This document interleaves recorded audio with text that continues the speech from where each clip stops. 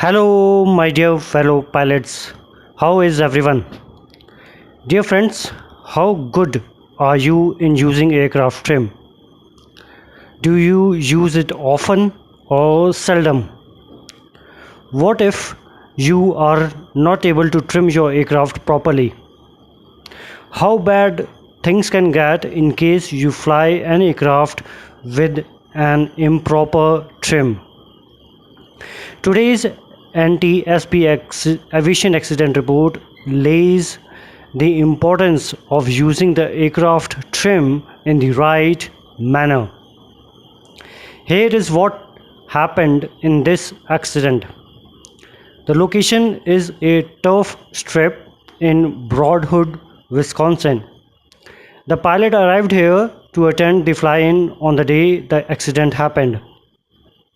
Just like with any other departure, the pilot applied full aft yoke during the takeoff roll. The nose started to rise, but the liftoff was a bit higher than usual this time. Within few minutes after takeoff, the aircraft started to bank towards left, followed by a descent, which ultimately ended in a cornfield. The aircraft in this aviation accident was Mooney M20D. The firewall was badly damaged in this accident.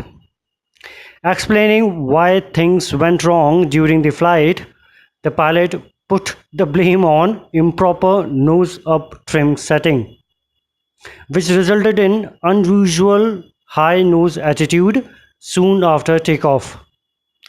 It was found that the airplane's elevator trim was not set to the takeoff position as has been recommended. Most likely, the pilot forgot to use the before takeoff checklist. It is a big mistake for any pilot at any level. Regardless of how experienced you are, you can never bypass checklist.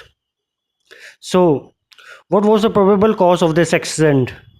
The pilot lost control of the airplane during initial climb. The nose of the airplane was excessively high, and pilot's failure to properly set the airplane's elevator trim as was stated in the before takeoff checklist.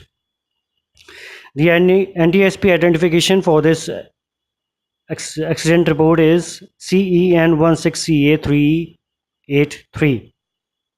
My dear friends, this NTSB accident report is for educational purpose and to enable pilots learn from the mistakes of others and to highlight what all things can go wrong during flying.